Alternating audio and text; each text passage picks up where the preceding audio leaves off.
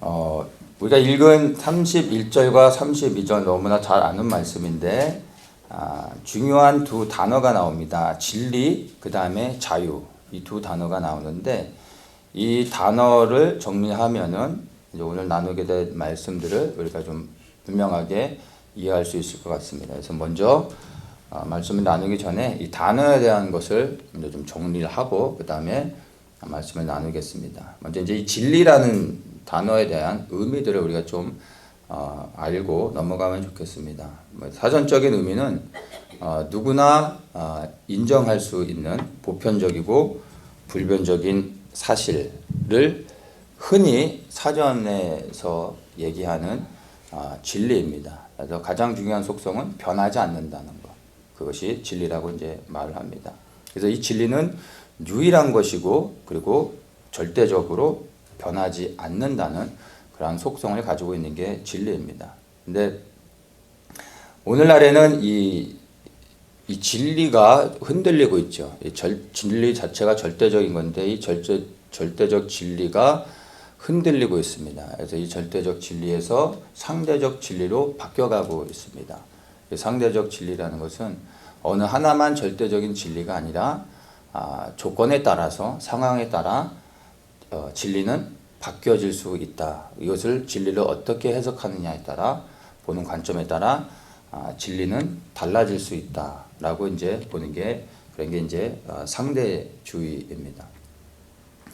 시간이 지나면서 인류의 역사 속에서 큰 세계 대전을 이제 두 번을 치렀습니다. 그렇게 그 전쟁을 치르면서 사람들이 이제 인간에 대해서 실망을 하게 되고 또 하나님에 대해서 실망을 하게 되면서 사람들이 이제 절대 진리를 놓게 됩니다. 그러면서 사람들이 인간과 하나님에 대한 실망을 하게 되면서 생겨난 게 이제 회의주의입니다.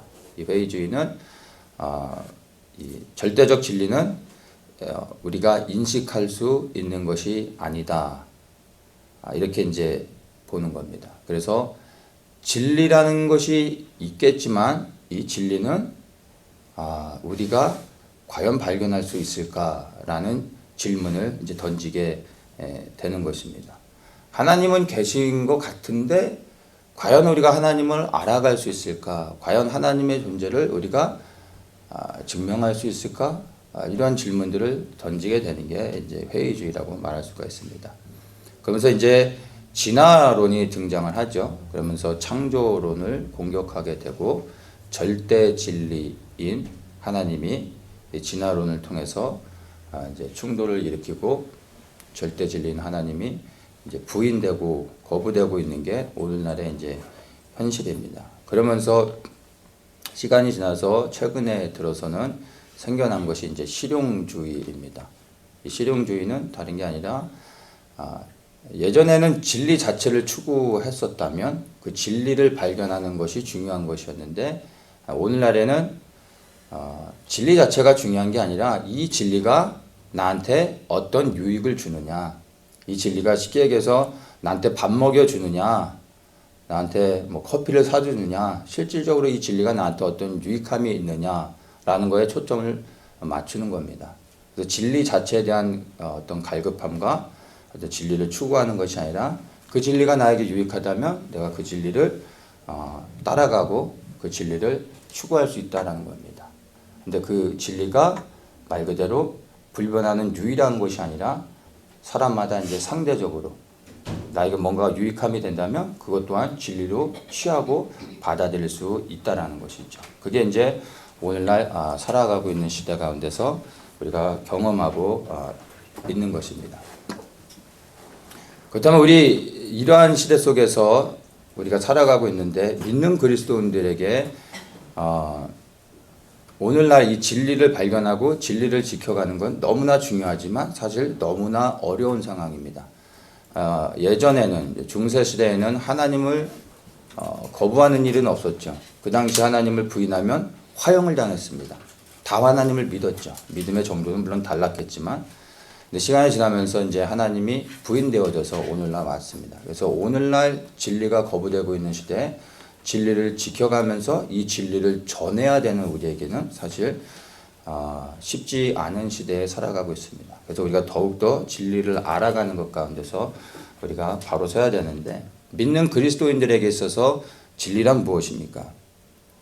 그리스도인들에게 있어서 진리는 삼위일체 하나님이 유일하신 진리입니다. 온 세상 모든 만물에 통치해야 되시는 하나님이 진리시고, 그 하나님이 보내시고 또 말씀이 육신이 되어서 이 땅 가운데 오신 예수님이 진리이십니다. 예수님을 믿을 때 우리 안에 거하시고 우리 안에서 통치하시는 성령 하나님이 진리이십니다. 이 세상에서 유일한 진리는 삼위일체 하나님만이 진리인 것입니다. 진리를 알지니 진리가 너희를 자유케 하리라, 이렇게 말씀하셨습니다. 그 진리가 곧 바로 하나님이요, 예수님이요, 그리고 성령님이라는 것을 우리가 알 수 있습니다. 이사야 65장 16절에서 이렇게 말합니다. 이러므로 땅에서 자기를 위하여 복을 구하는 자는 진리의 하나님을 향하여 복을 구할 것이요, 땅에서 맹세하는 자는 진리의 하나님으로 맹세하리니 이는 이전 환난이 잊어졌고 내 눈앞에 숨겨졌음이니라. 보라, 내가 새 하늘과 새 땅을 창조하나니 이전 것은 기억되거나 마음에 생각나지 아니할 것이라. 진리의 하나님을 말씀하시면서 새 하늘과 새 땅에 대한 것을 말씀하고 있습니다. 진리의 속성 중에 하나가 불변하는 거라고 얘기했습니다. 근데 이사야서에서도 이 세상의 마지막 때에 되어질 것을 말하고 있고, 그리고 계시록에서도 21장에서 새하늘과 새 땅을 언급합니다. 그러니까 새하늘과 새 땅이 임한다는 것은 기존에 우리가 보여지고 살아가고 느끼고 경험하는 이 땅의 모든 것들은 사라진다라는 전제하에 새하늘과 새 땅을 말하는 겁니다. 그러면 이 땅에 존재하고 있는 모든 것들, 그것은 유형의 것과 무형의 것을 포함하는 겁니다. 유형의 것은 우리가 보고 느끼고 만질 수 있는 것들이고, 무형의 것은 우리의 생각을 비롯해서 사상과 철학 모든 것을 다 포함하는 겁니다. 근데 이 모든 것이 사라진다는 거예요. 다 사라지고 새하늘과 새 땅이 임한다는 것입니다. 그래서 이 땅에 존재하는 모든 것들은 그 어떤 것도 여러분 진리가 되어질 수 없습니다. 진리로 여기는 우리 어떤 그 믿지 않는 사람들이 진리로 여기는 철학과 사상, 이 모든 것도 진리가 되어질 수 없습니다. 왜냐하면 다 사라지기 때문에. 새하늘과 새 땅이 임할 때 영원히 변치 않으시는 분은 오직 하나님이십니다. 그래서 우리에게 있어서 진리는 유일하신 하나님이라는 것을 우리가 이제 알 수가 있습니다. 이 진리가 우리를 자유케 한다라고 말씀하고 있고, 그러면서 36절에 보면은 아들이 너희를 자유케 하면 너희가 참으로 자유하리라, 이렇게 말씀합니다. 그러니까 진리가 너희를 자유케 하리라 32절에서는 이렇게 말하는데 36절에서는 아들이 너희를 자유케 하리라 말합니다.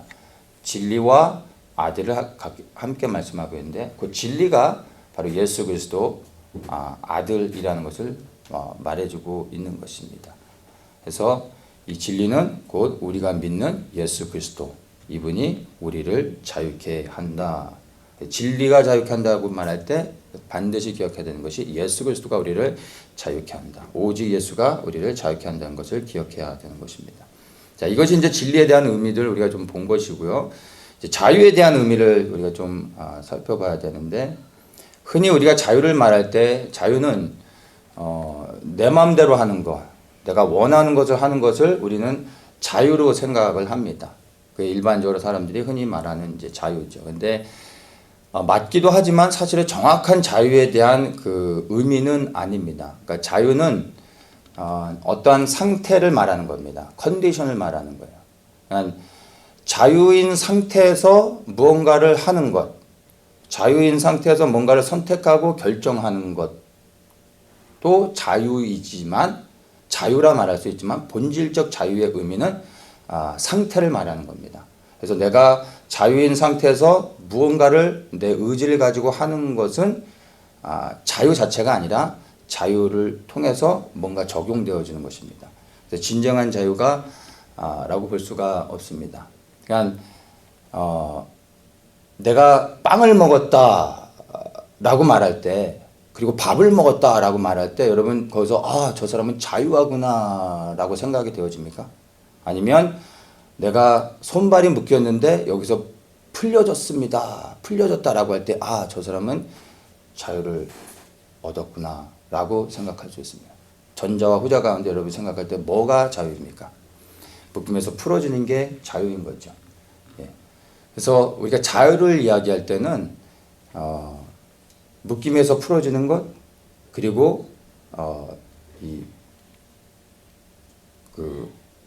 묶임에서 풀어지는 것들, 그리고 노예 신분, 노예 상태에서 해방되어지는 것, 이런 것들을 우리가 자유라고 생각할 수 있는 것입니다. 그래서 자유 자체를 누리는 것, 자유의 상태로 되는 것과 자유인 상태에서 그 다음에 뭔가를 적용하는 것은 다른 겁니다. 근데 많은 사람들이 자유인 상태에서 뭔가 하는 것을 자유라고 생각하는데, 본질적 자유는 해방되어지는 것, 묶임에서 풀어지는 것을 의미하는 것으로 이해를 해야 됩니다. 그래서 우리 그리스도인들, 믿는 그리스도인들에게 있어서의 자유는 죄와 사망의 권세로부터 해방을 받는 것이 자유가 되어지는 것입니다.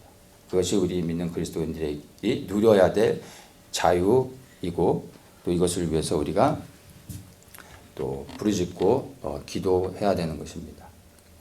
자, 이런 의미로 볼 때 여러분들은 자유하십니까? 죄와 사망의 권세로부터 해방을 받으셨습니까? 이 자유를 누리고 계신지 여러분 한번 생각해 보십시오. 진리를 알지니 진리가 너희를 자유케 하리라 말씀하셨는데, 정말 이 진리 안에서 여러분들이 이 자유를 누리고 있는지, 우리 그리스도인들이 말하는 이 자유, 죄와 사망의 권세로부터 자유를 누리고 있는지를 한번 곰곰이 생각하면 좋겠습니다. 그리고 지금 우리가 나눌 게, 정말 믿는 우리 그리스도인들로서 우리는 지금 현재 자유하고 있는가, 이것들을 우리가 좀 살펴보려고 합니다. 먼저 나에게 적용하면서 나는 자유하고 있는가, 이 자유를 누리고 있는가를 곰곰이 고민해 보시면서 이 자유가 무엇인지를 좀 더 보도록 하겠습니다. 주님께서 이 유대인들에게 진리를 알지니 진리가 너희를 자유케 하리라 말씀하셨습니다. 그랬더니 이 사람들이 예수님께 이렇게 대답합니다. 33절에 우리가 아브라함의 자손이라 남의 종이 된 적이 없거늘 어찌하여 우리가 자유케 되리라 하느냐, 이렇게 대답합니다. 내가 너희를 자유케 하겠다라고 했더니 이들의 즉시 나오는 대답이 우리는 종이 아니다 라고 말하고 있는 거예요. 적절한 대답입니까? 제가 내 지갑에 돈이 없어졌네 이렇게 얘기했는데 갑자기 어느 분이 내가 안 가져갔어요 이렇게 말하는 거하고 비슷하지 않습니까? 제가 언제 돈 가져갔다고 했나요? 돈이 없어졌다고 했는데 내가 안 가져갔다고. 근데 지금 이들의 대답이 비슷한 상황인 거예요. 내가 너희를 자유케 하겠다라고 했는데 우리는 종이 아니다 라고 말하고 있어요. 종이라는 것에 대한 반증이 아닌가 우리가 생각해 볼 필요가 있습니다. 혹시 예수님께서 우리에게 오셔서 지금 너는 자유하냐라고 물으실 때 우리가 갑자기 우리는 종이 아니에요 라고 여러분이 대답하신다면 누군가의, 예수님이 아닌 하나님이 아닌 누군가의 종인지 생각해 볼 필요가 있습니다. 자, 사실 이들의 대답은요, 우리는 남의 종이 된 적이 없다라고 말하고 있는데 사실은 이게 거짓말입니다. 본인들이 알면서도 이렇게 말하는 것 같아요. 왜냐하면 그 당시에 예루살렘은 주권이 없죠. 로마의 식민 통치 아래에 있었습니다. 그들이 원하는 것을 하고 원하는 곳을 가고 자기 마음대로 일상생활 가운데 살아갈 수 있었다 할지라도 사실은 주권이 없는, 이미 나라를 빼앗긴 상태에서 살아가고 있습니다. 사실 그들은 자유가 없어요. 그래서 자유하지 못한 것을 알아야 되는데 우리는 종이 아니다라고 말하고 있습니다. 근데 또 더 중요한 것은 이런 외적인 것을 말하는 게 아니라 예수님은 다른 것들을 말씀하고 있습니다. 우리는 남의 종이 된 적이 없었다라고 말할 때 예수님이 그 다음에 대답하시는 것이 뭐냐면 34절에 말씀하십니다. 진실로 진실로 너희에게 이르노니 죄를 범하는 자마다 죄의 종이다 라고 말씀하고 있습니다. 예수님이 이들에게 나는 종이 아니다 라고 말할 때 그들에게 하시는 말씀입니다.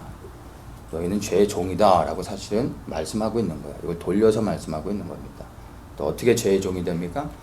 죄를 범하는 자마다. 죄를 범할 때 죄의 종이 된다라는 것을 우리에게 이제 말하고 있습니다. 내가 정말 자유한지 그리고 죄의 종인지 아닌지를 알기 위해서는요, 간단합니다. 내가 죄를 지었는가, 그리고 내가 그 지은 죄 가운데 머물러 있는가, 이것을 보셔야 돼요. 이것이 확인되어지면요, 그러면 내가 죄의 종인지 아니면 자유를 누리고 있는지 정확하게 알 수가 있습니다. 유대인들은 안타깝게 자신들이 죄의 종이라는 것을 인식하지 못하고 있는 상태입니다. 이렇게 인식하지 못하면 죄의 종인 상태에서 해방받을 수가 없습니다. 어떤 사람이 병에 걸렸으면 그 병에서 치유를 얻기 위한 첫 번째 단계가 무엇입니까? 처방이 아니라 그 죄를, 내 안에 병이 있다라는 것을 인식하는 겁니다. 인정하는 겁니다. 근데 이것을 인정하지 않으면 처방이 나올 수가 없는 거죠. 가장 중요한 건 치료의 첫 번째, 회복의 첫 번째 조건, 바로 내가 병에 걸렸다라는 것을 알아야 되는 거예요. 인정해야지 그 다음 단계로 갈 수 있는 것입니다. 그런데 이들은 지금 자신들이 죄의 종인 것을 알지 못하고 이것을 거부하고 있다는 것입니다. 진정한 자유를 누리기 위해서는요, 여러분들 나의 영적인 상태가 어떠한지를 바로 볼 수 있어야 됩니다. 그리고 성령께서 우리에게 그것을 볼 수 있도록 깨닫게 해주시는데, 그때 우리가 그 성령의 감동 안에서 그것들을 받아들이고 나 상태를 바로 볼 수 있어야 됩니다. 이것을 바로 보는 게 절망이거나 실패가 아니라 여러분 회복의 첫 단계라는 것을 아셔야 됩니다. 묶여 있다는 것을 알지 못하면 여러분 그 묶임에서 풀려날 수 있는 길은 없습니다. 왜냐하면 묶여 있는 것을 알지 못하기 때문에 묶임에서 풀려나라고 하는 시도를 하지 않겠죠. 그냥 묶인 채로 살아갈 수밖에 없게 됩니다. 어떻게 죄의 종이 되는지를 분명하게 말해주고 있습니다. 34절에 죄를 범하는 자마다 죄의 종이 된다고 말하고 있습니다. 죄를 지으면 죄의 종이 되는 겁니다. 너무 간단한 원리죠. 자, 그러면 믿는 자들도 죄의 종이 되어줄 수 있는가 우리가 한번 질문해 봐야 됩니다. 믿는 자들도 죄의 종이 될 수 있습니까? 믿는 자들이 죄의 종이 될 수 있는지 없는지를 알기 위해선 믿는 자들이 죄를 짓는지 안 짓는지를 보면 되는 거죠. 우리는 구원을 받은 하나님의 백성들입니다. 여러분 구원받은 이후로 하나님의 백성이 된 이후로 지금까지 죄를 짓지 않고 살아가고 계신 분들이 계십니까? 우리는 믿지만 여전히 연약한 육체를 갖고 있기 때문에 죄를 집니다. 죄를 지면 죄의 종이 되어지는 겁니다. 이것은 나의 그 영적인 그 신분과 상관이 없는 것입니다. 하나님의 자녀라 할지라도 우리는 죄를 질 수 있습니다. 근데 그 죄를 지면 죄의 종이 되는 겁니다. 이 죄의 종이 된다는 것을 보는 관점에 따라 여러 가지로 우리가 접근해서 이제 이것들을 풀어나갈 수 있는데, 오늘은 이 죄의 종이 된다는 것을 죄의 영향력 아래에 있다라는 것으로 우리가 보면서 그 영역에서만 나누도록 하겠습니다. 죄를 지면 죄의 영향력 아래 들어가게 됩니다. 그것이 죄의 종이 되는 것입니다.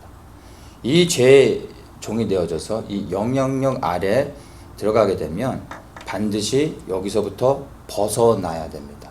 벗어나지 않은 채로 있으면 그 묶임이 더욱더 강력해지고 나중에는 이 묶임 정도가 아니라 이제는 완전히 그 죄에 의해 컨트롤되게 되어집니다. 그리고 그 결과는 사망을 당하게 되는 것입니다.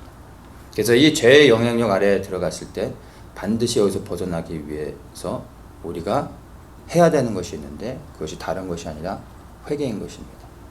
그래서 우리가 예수 그리스도를 믿을 때 회개하면 되지 않느냐라고 생각하는 분들도 계세요. 그때 회개 한 번으로 이제 모든 죄가 청산돼서 천국에 가는 걸로 생각하시는 분들도 계십니다. 근데 그렇지 않습니다. 예수를 믿은 이후로부터 우리가 또다시 죄를 짓기 때문에 죄를 지을 때마다 우리는 회개를 해야 됩니다. 그럼 회개는 언제, 어떤 식으로, 언제 해야 됩니까? 아침에 하는 게 좋습니까? 저녁에 하는 게 좋습니까? 교회 예배 때 나와서 하는 게 좋겠습니까? 새벽 기도 때 하면 좋겠습니까? 언제 하는 게 가장 효과적일까요? 회개는 죄를 지을 때마다 그 즉시로 회개해야 됩니다.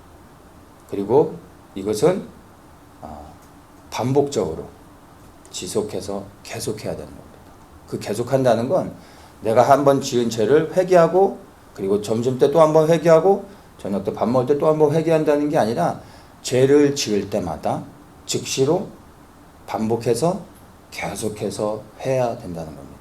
이렇게 할 때 죄의 종에서 죄의 영향력 아래에서 자유를 얻게 되는 것입니다. 제가 예전에 이제 그 새 집을 사 가지고 이사 간 적이 있는데 새 집을 사면 백야드가 이제 랜드스케이핑이 안 돼 있어요. 그래서 그 오너가 직접 이제 잔디를 깔아야 되는데 이제 처음에 가서 뭐 바쁘고 이래 가지고 잔디를 안 깔고 시간이 한참 지나갔어요. 이제 그 집터가 완전히 그 산 그 자갈밭을 이렇게 그 다시 그 헐어가지고 이렇게 집을 지은 곳이라 어지간해서는 잡초가 생겨날 수 없는 그냥 굉장히 그 러프한 땅이었어요. 그래서 처음에 이제 그냥 둬도 잡초가 안 자랐었는데 잡초라는 게 뭐 종류가 많잖아요. 그런 데서도 생겨나는 잡초가 있더라고요. 잡초가 여기저기 한두 개씩 생겨나더라고요. 근데 이제 그 완전 자갈밭 모래만 먼지만 날리는데 잡초가 나니까 보기가 좋은 거예요. 파랗잖아요. 그래서 그냥 냅뒀어요.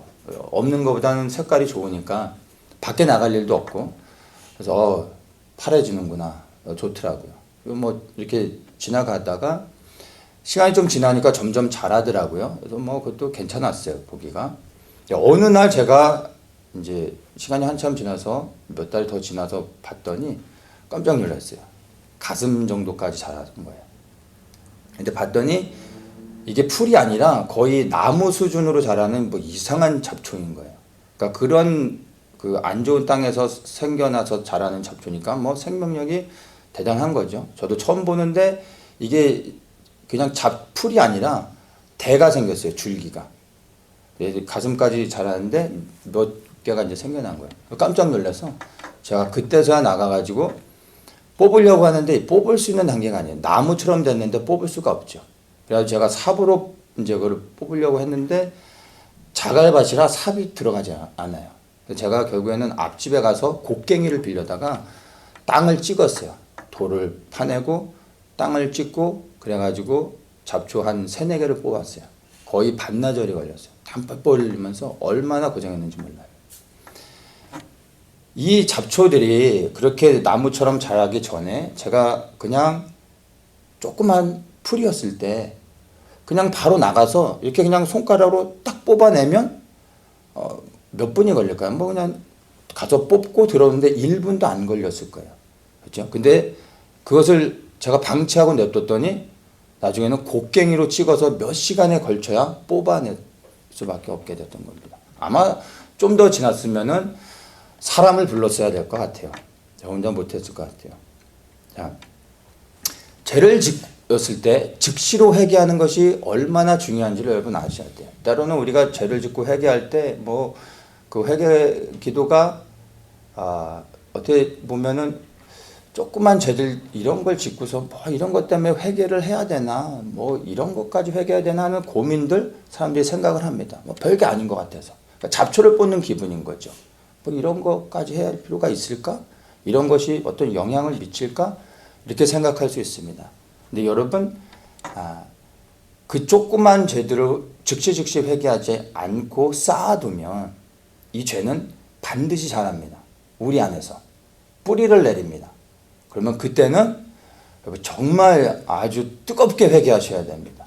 땀을 뻘뻘 흘리면서 하나의 죄를 회개하기 위해서 수많은 시간과 노력과 고통이 수반되어집니다.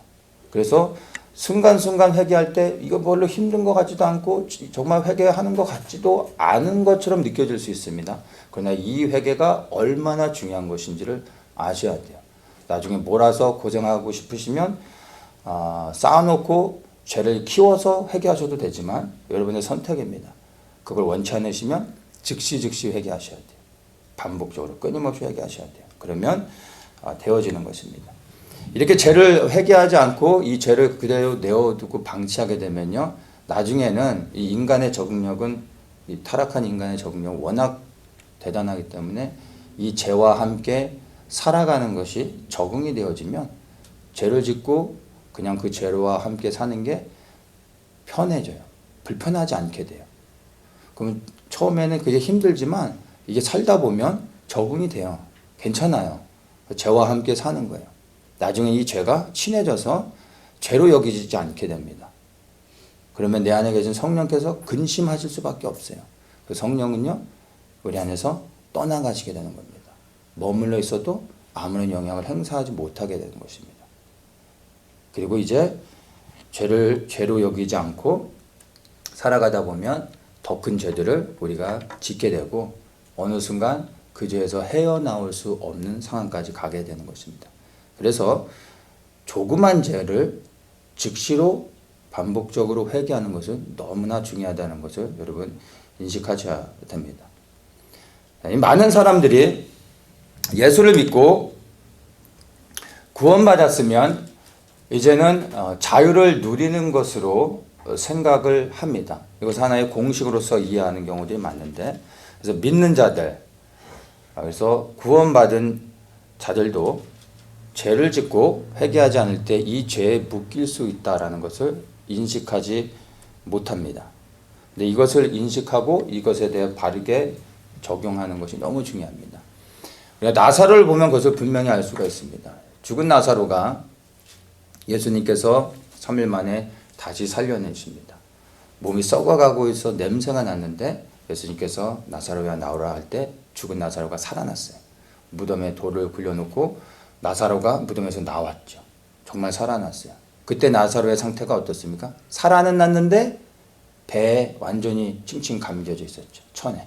그래서 그가 자유롭게 움직이지 못하고 있었어요. 묶여 있었기 때문에. 예수님께서 말씀하시죠. 그를 풀어놓아 다니게 하라 말씀하십니다. 그때 이 살아난 나사로, 그러나 묶여있는 나사로, 사람들이 가서 이 나사로에게 묶여져 있는 천을 풀어줍니다. 그때 비로소 살아난 나사로가 자유를 경험하게 되는 겁니다.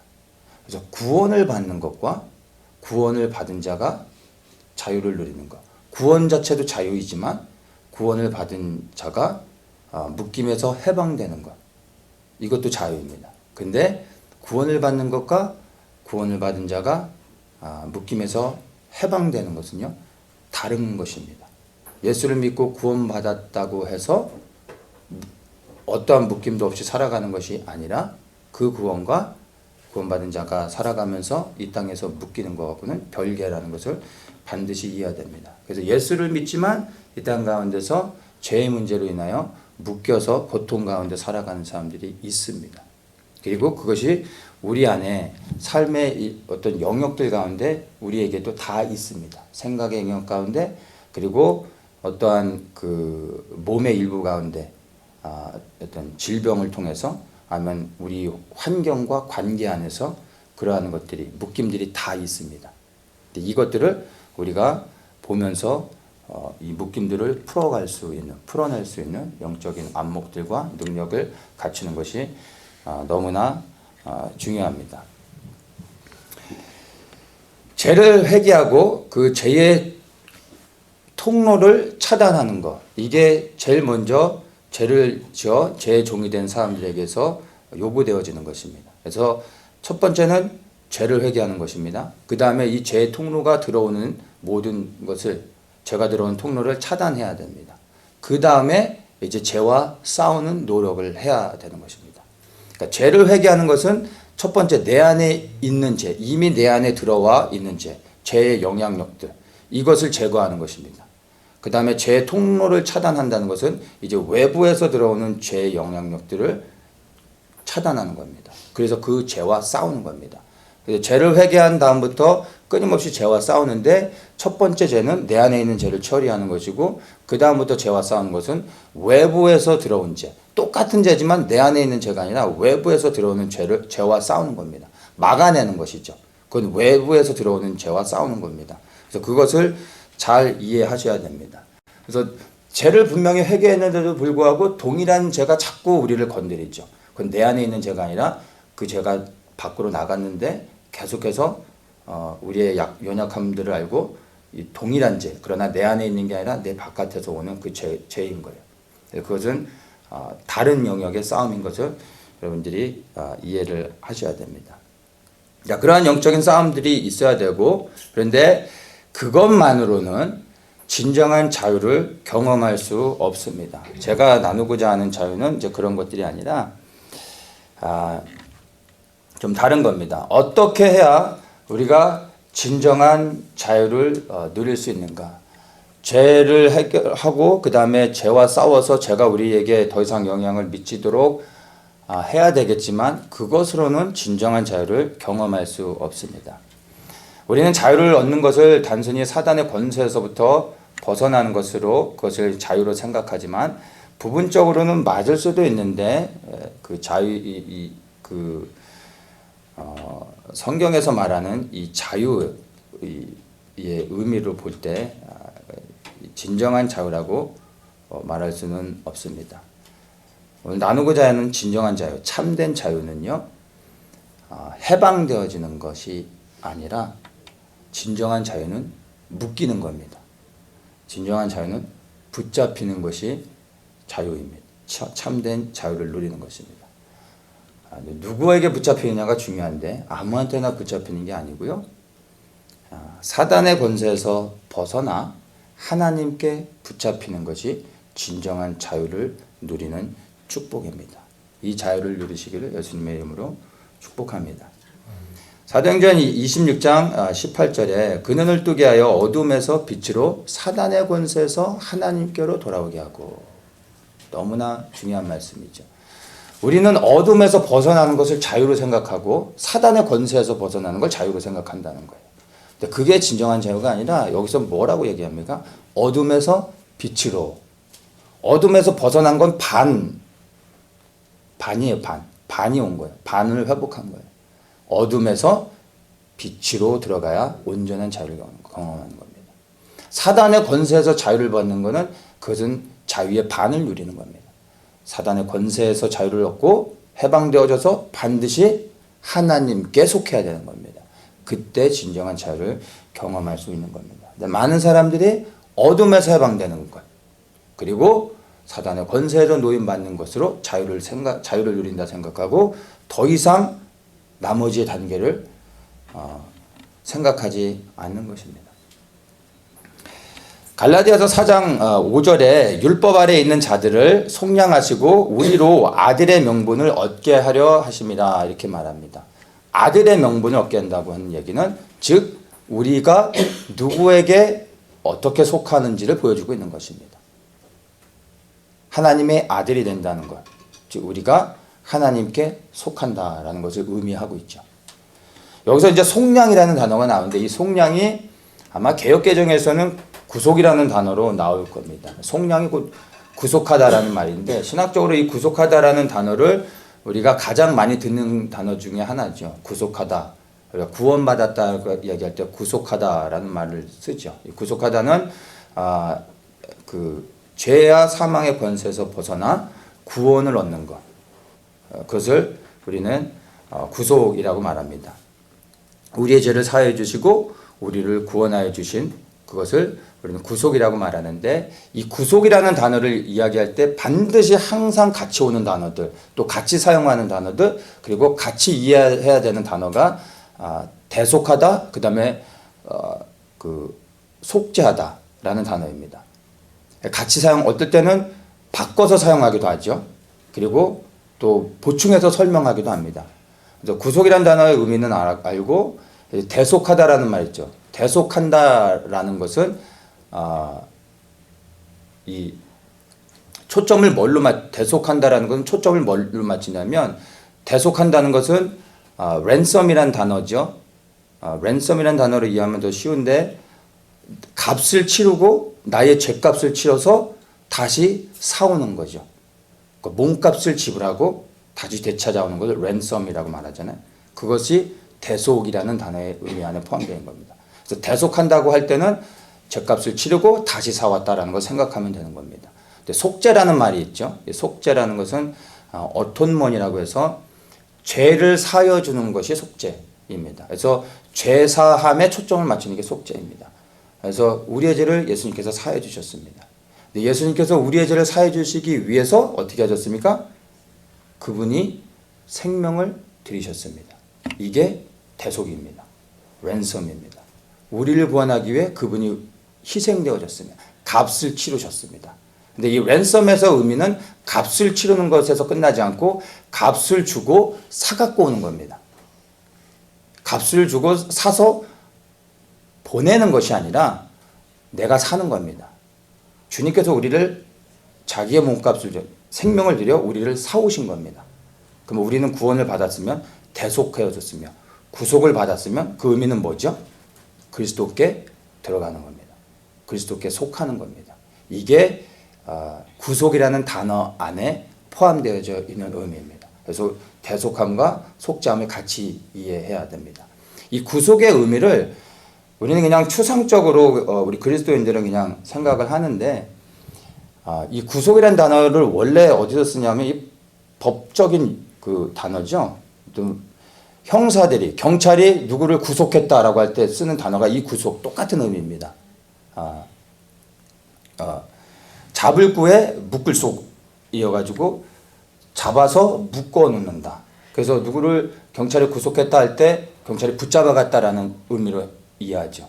근데 이 우리가 사용하는 예수님께서 우리를 구속하셨다라고 말씀하실 때 이 구속이 똑같은 겁니다. 우리를 잡아서 붙잡아서 가둬놓는 거예요. 누구에게 가둬놓으면 그리스도에게 가둬놓는다는 것입니다. 그리스도에게서. 그래서 진정한 성경적 구속의 의미는요, 죄에서 해방되어지는 것이 구속이 아니라 죄에서 해방되어지고 그리고 해방되어진 우리를 예수님께서 우리를 붙잡아서 가둬놓는 거예요. 그게 성경에서 말하는 진정한 구속의 의미입니다. 여기 계신 모든 분들이 예수님께 붙잡히고 그리고 예수님께 묶이시는 그런 분들 되시기를 예수님의 이름으로 축복합니다. 이런 구속을 받는 게 진정한 자유입니다. 이것을 로마서에서 조금 더 자세히 설명해 주는데요. 로마서 6장 15절에 보면, 여기까지만 좀 읽어드리겠습니다. 너희 자신을 종으로 들여 누구에게 순종하든지 그 순종함을 받는 자의 종이 되는 줄을 너희가 알지 못하느냐? 혹은 죄의 종으로 사망에 이르고 혹은 순종의 종으로 의에 이르느니라. 여러분, 죄를 져서 죄의 종이 되면 그 끝은 사망인 것입니다. 근데 우리가 의에 이르러야 되죠. 의에 이른다는 건 구원을 얻고 생명을 얻는 것입니다. 근데 어떻게 해서 의에 이르게 됩니까? 여기선 순종의 종이 되어질 때 의에 이른다라고 말합니다. 그러니까 죄의 종에서 자유를 받는 것이 끝이 아니라 반드시 순종함으로 의의 열매를 맺어야 된다는 것을 우리에게 보여줍니다. 그래서 쭉 얘기 계속하면서 18절에 죄에게서 해방되어 의에게 종이 되었느니라. 죄에게서 해방되는 것을 끝이 아니라 의의 종이 되어야 되는 것을 말해주고 있는데, 어떻게 의의 종이 되느냐? 17절 위에서 말해주죠. 너희에게 전해준 바 교훈의 본을 마음으로 순종하여. 죄에게서 해방되어 하나님의 말씀에 순종할 때 의의 종이 되어지는 겁니다. 그래서 의의 종이 된다는 것은 그냥 되어지는 것이 아니라 우리의 의지를 동원해 자유를 가지고 이제 그리스도께 순종해야 되는 것을 보여주고 있는 것입니다. 20절에 너희가 죄의 종이 되었을 때는 의에 대하여 자유하였느니라. 너희가 그때 무슨 열매를 얻었느냐? 이제 너희가 그 일을 부끄러워하나니 이는 그 마지막이 사망임이라. 죄의 종이 되어져서 묶인 채로 살아가게 되면요, 열매를 맺게 되는데 그 열매는 사망이라는 것입니다. 하나님의 심판을 받고 영원한 지옥에 떨어진다는 것을 말해줬습니다. 그런데 22절에 그러나 이제는 너희가 죄에게서 해방되고 하나님께 종이 되어 죄에서 해방되는 것 끝나지 않고 반드시 하나님의 종이 되어야 된다라고 말해주고 있습니다. 그러니까 죄의 종에서 하나님의 종이 반드시 되어줘야 됩니다. 이 종이 되어진 다음에 거룩함에 이르는 열매를 얻었으니 이 마지막은 영생이라 말하고 주고 있습니다. 하나님의 종이 되어졌을 때 즉시로 열매를 맺는 게 아니죠. 열매는 시간이 걸리는 겁니다. 이 열매를 맺는다는 것, 곧 우리가 하나님의 종이 되어져서 우리의 인생의 모든 시간을 들여 열매를 맺어가야 된다는 것을 보여주고 있는 것입니다. 죄의 종에서 자유를 얻고 그 자유를 가지고 이제 우리 스스로가 하나님 앞에 묶이는 겁니다. 하나님께 붙잡히는 것입니다. 죄를 진 사람이 자수하러 경찰서에 가서 나 붙잡으세요 라고 말하는 것처럼 우리의 의지를 들여서 우리의 자유를 가지고 하나님께 가서 저를 붙잡아 주세요. 저를 묶어 주세요. 하나님께 완전히 붙잡혀 살게 해주세요 라고 나가 고백하고 그분께 우리의 삶을 드려야 되는 것입니다. 그럴 때 이제 그 삶을 통해 열매를 맺게 됩니다.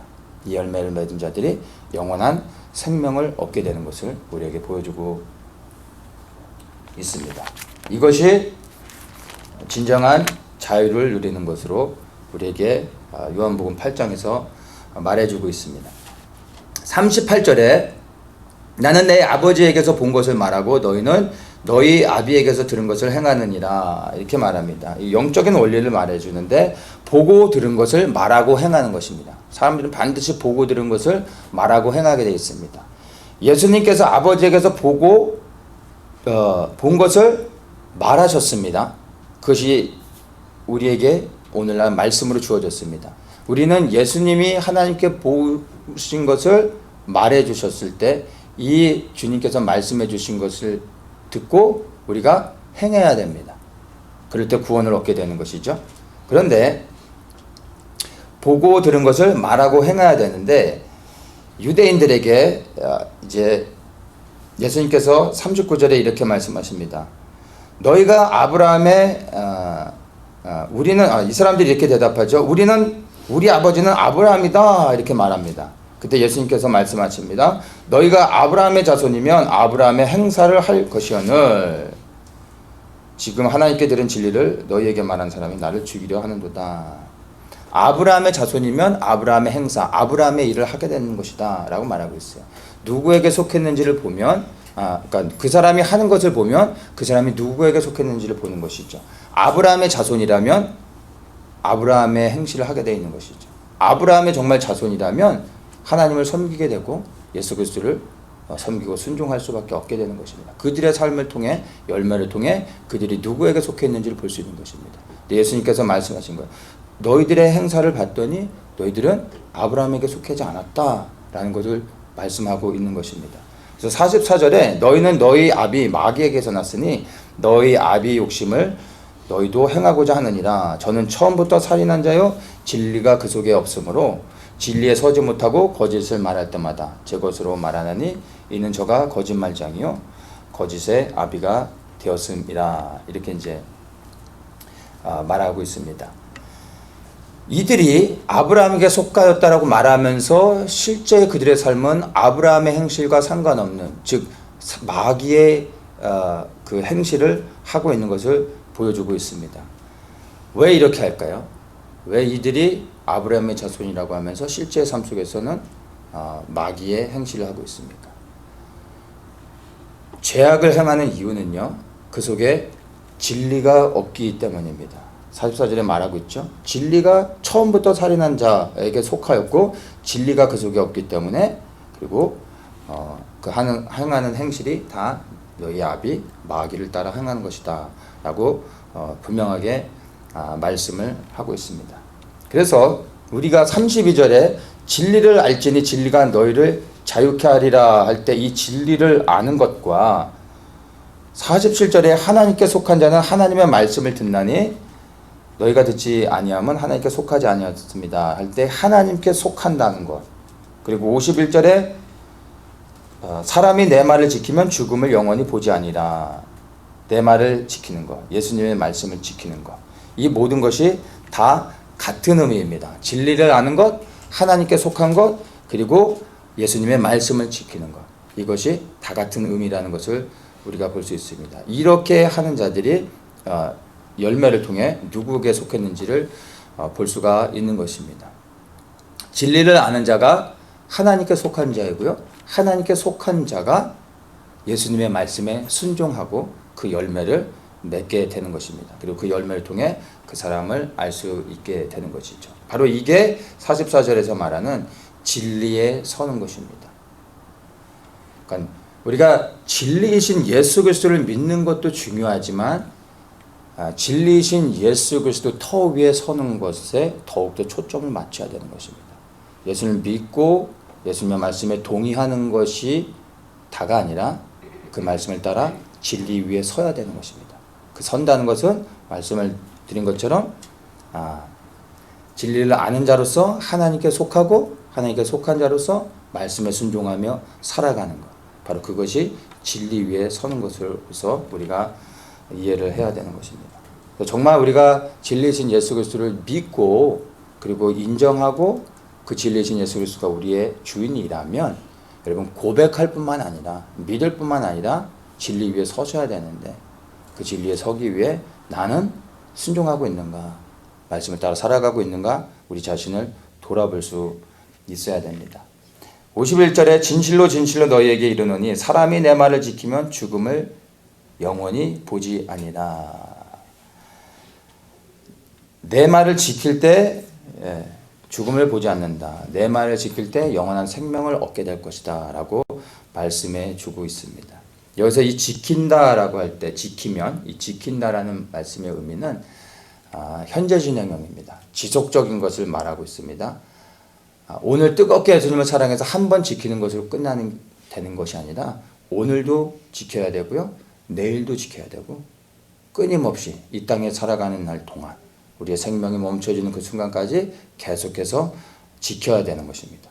하나님의 말씀을 지키고 하나님의 말씀을 순종해야 되는 것을 지속적인 상태를 우리에게 보여주고 있습니다.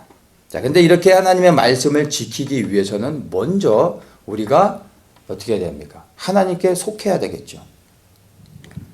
먼저 하나님께 속해 하나님의 종이 돼야 섬길 주인이 있게 되고 주인의 말씀에 순종하며 살아가게 될 거 아닙니까? 그렇다면 우리가 죄의 권세로부터 자유를 얻었을 때 그 자유를 가지고 우리 스스로 즉시로 우리의 왕이신 예수 그리스도께 우리가 붙잡혀야 되는 것입니다. 묶여야 되는 겁니다. 그분을 주인으로 섬기고 그분의 말씀에 따라 순종하며 살아가야 됩니다. 그것이 속하는 것이고 구속된다는 의미입니다. 반드시 예수 그리스도께 구속되고 붙잡혀 묶인 상태로 살아가야 된다는 것을 기억하십시오. 이것이 사실은 진정한 자유입니다. 죄에서 자유함을 받아 그 자유로 주님께 우리의 이 모든 권한을 드리고 우리의 삶을 드려 그리스도께 우리의 모든 것을 드려 주님을 섬길 때 진정으로 우리가 참된 자유를 누리게 되고 그 자유의 결과는 영원한 생명을 얻게 되는 것입니다. 내 마음대로 원하는 것을 하는 것이 자유가 아니라 오히려 그 자유를 포기하고 예수 그리스도를 위하여 살아가는 것, 주님을 섬기는 것, 그것이 자유라는 것을 여러분 기억하십시오. 자유한 것 같지만 사실은 자유하지 못한 채로 살아가는 사람들이 너무나 많습니다.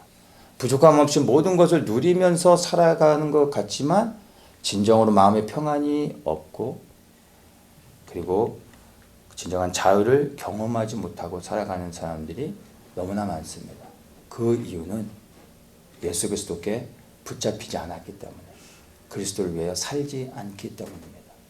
예수 그리스도께 붙잡혀서 그리스도를 위하여 살아갈 때 정말로 세상에서 경험할 수 없는 진정한 자유를 여러분 누리시게 될 겁니다. 이 자유를 누리시길 원하시면 여러분의 삶을 그리스도께 드리십시오. 그분에게 묶여 그분의 영원한 종으로 이 땅에서 살아가십시오. 진정한 자유를 누리고 영원한 생명을 얻게 될 것입니다. 기도하겠습니다.